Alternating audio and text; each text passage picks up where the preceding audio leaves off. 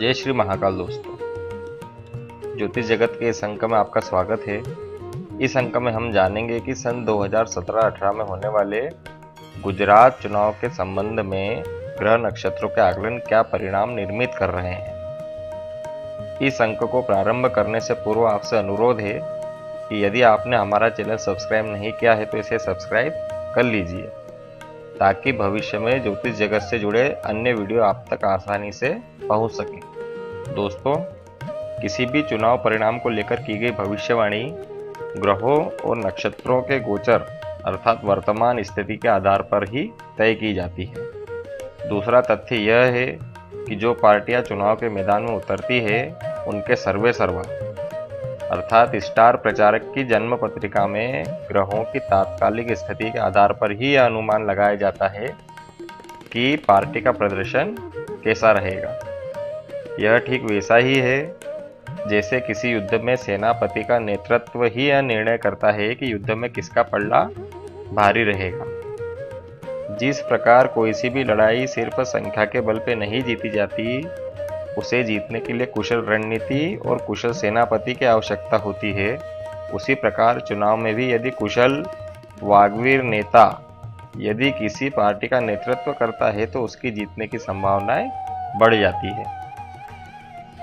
दोस्तों, इस समय में गुजरात चुनाव भारतीय राजनीति में बहुत महत्वपूर्ण भूमिका निभाने जा रहे हैं। जहां एक और केंद्र सरकार द्वारा नोटबंदी का 1 वर्ष पूर्ण होने जा रहा है, वहीं दूसरी ओर जीएसटी का प्रभाव भी इस चुनाव को प्रभावित करेगा। इस चुनाव को सन 2019 में होने वाले संसदीय चुनाव का आधार मानकर भी देखा जा रहा है। यदि इस चुनाव में गुजरात में सत्ताधारी पार्टी बीजेपी को घाटा होता है तो इसका दुष्परिणाम उन्हें 2019 के संसद के चुनाव में भी झेलना पड़ सकता है। एक प्रकार से यह चुनाव वर्तमान में केंद्र सरकार के 3 वर्षों के कार्यों का लेखा जोखा और जैसे किसी स्कूल की 6th मंथली एग्जाम के जैसा है।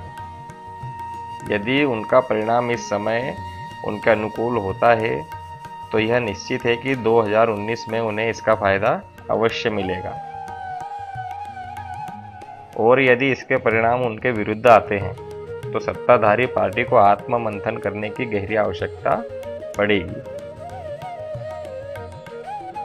दोस्तों, यहाँ हम गुजरात चुनाव में भारतीय जनता पार्टी और उनके वर्तमान प्रभावशाली नेता और कुशल सारथी माननीय प्रधानमंत्री श्री नरेंद्र मोदी जी की कुंडली का अध्ययन करेंगे तथा यह जानेंगे कि आगामी चुनाव उनके ग्रह नक्षत्रों के अनुसार किस प्रकार के परिणाम प्रदान करेगा। दोस्तों, यदि वर्तमान स्थिति को देखें तो सन 2007 में बीजेपी को 182 सीट में से 117 सीट प्राप्त हुई थी तथा 2012 में बीजेपी को 115 सीट प्राप्त हुई थी, अर्थात सन 2007 में 64% और 2012 में 63% सीट प्राप्त हुई थी।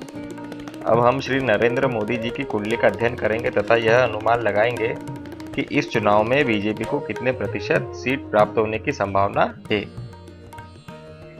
श्री नरेंद्र मोदी जी की जन्म तिथि 17/9/1950 है तथा समय प्रातः 11 बजे का है। श्री मोदी जी की कुंडली वृश्चिक लग्न की है, जिसमें लग्न में ही लग्न स्वामी और भाग्येश चंद्रमा विराजमान है।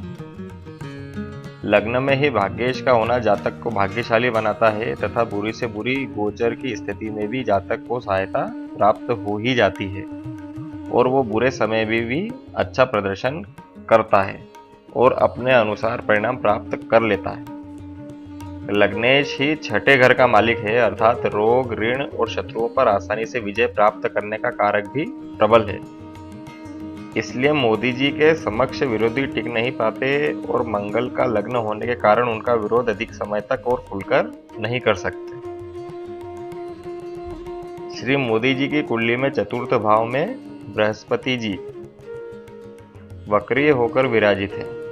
माता के भाव में गुरु का होना माता के प्रति कर्तव्य निष्ठा और देश प्रेम को उजागर करता है।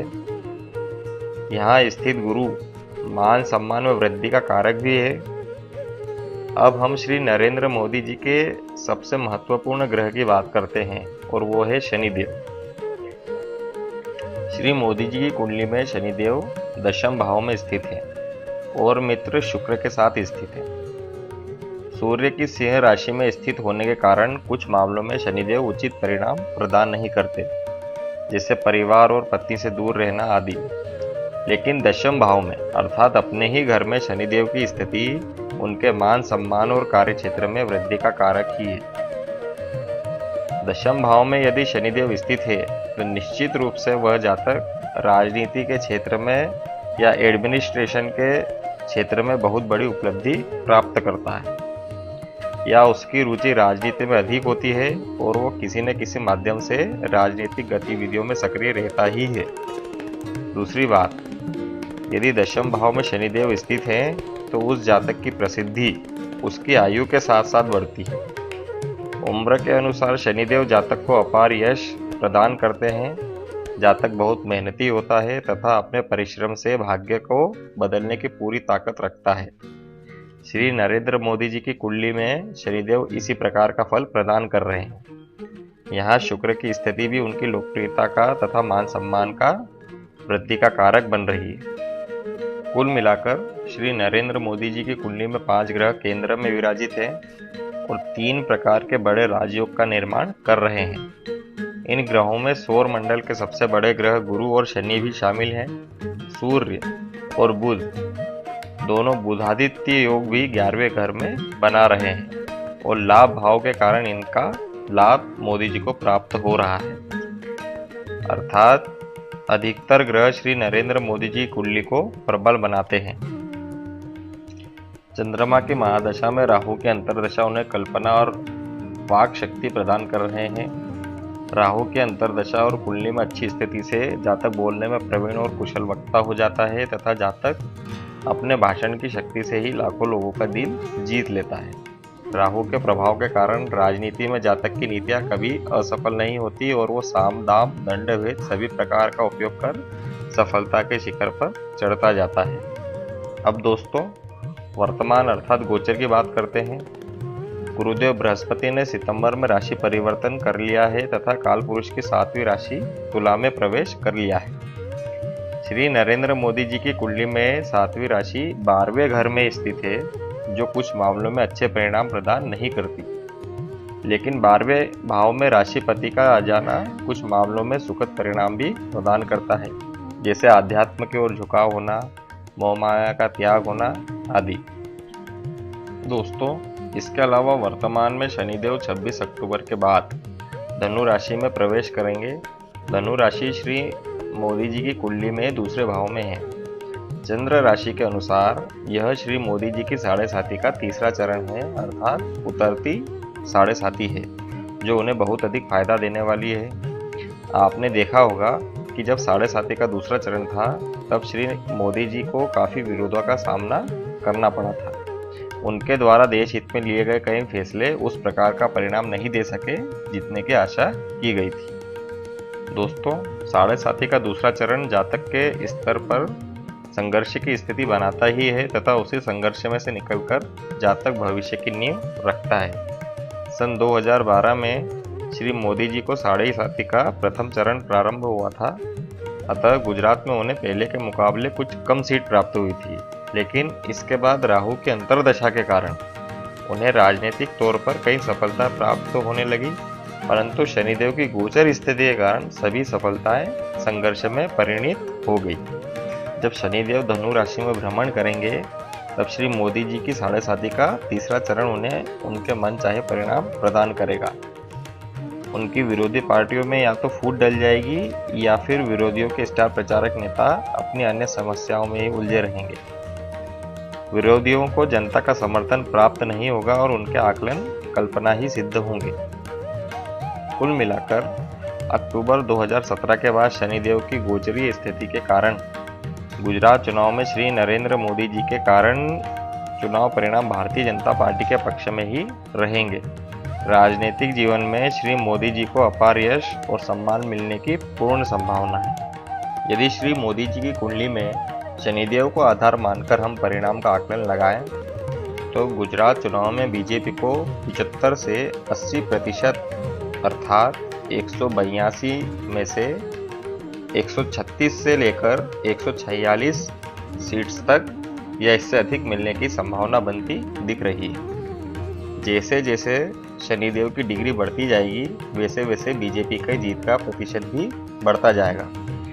कुल मिलाकर हम यह कह सकते हैं कि 182 में से कम 136 सीट बीजेपी को प्राप्त हो सकती है और यदि चुनाव दिसंबर 2017 या जनवरी 2018 में हुए तो कम से कम 146 सीट तक भी यह आंकड़ा पहुंच सकता है। दोस्तों, यह आकलन ग्रह नक्षत्रों की तात्कालिक स्थिति की गणना के आधार पर किया गया है। वर्तमान में भी संघर्ष की स्थिति बनी हुई है, अर्थात भारतीय जनता पार्टी यदि पूरी रणनीति से और पूरे बल के साथ मैदान में उतरती है तो ही उसे यह परिणाम प्राप्त होंगे, अन्यथा 146 का आंकड़ा 100 में भी सिमट सकता है। जमीनी कार्यकर्ता जैसी मेहनत करेंगे वैसा ही परिणाम पार्टी को प्राप्त होगा। दोस्तों, यह था गुजरात चुनाव जो कि भारतीय राजनीति में महत्वपूर्ण भूमिका निभाने जा रहा है उसका ज्योतिषीय आधार पर आकलन और उसके परिणाम का पूर्वानुमान। यह आकलन किसी पार्टी विशेष का पक्ष नहीं लेता, यह सिर्फ और सिर्फ ग्रहों की गोचर स्थिति का परिणाम दर्शा रहा है। हमें यह सदैव ध्यान रखना चाहिए कि ग्रहों की स्थिति कभी भी एक जैसी नहीं रहती, वो सदैव बदलती रहती है। इसी कारण समाज में तथा सत्ता में परिवर्तन होते रहते हैं। कभी कोई राजनीतिक दल सत्ता में रहता है तो कभी कोई। यह सब नेताओं की कुंडली और ग्रहों की गोचर स्थिति से तय होता है कि सरकार किसकी बनेगी, कितने समय के लिए बनेगी और किस प्रकार से कार्य करेगी। दोस्तों, किसी को भी अच्छे समय में अभिमान नहीं करना चाहिए और बुरे समय में निराश नहीं होना चाहिए। तो दोस्तों, यदि आपको यह वीडियो पसंद आया तो इस चैनल को सब्सक्राइब कीजिए और व्हाट्सएप पर या फेसबुक पर और अन्य सोशल मीडिया पर इसे अधिक से अधिक शेयर कीजिए। यदि इस अंक से संबंधित आपका कोई सुझाव है या जन्म पत्रिका से संबंधित कोई सा प्रश्न है तो आप हमें कमेंट अवश्य कीजिए। अगले अंक तक के लिए जय श्री महाकाल।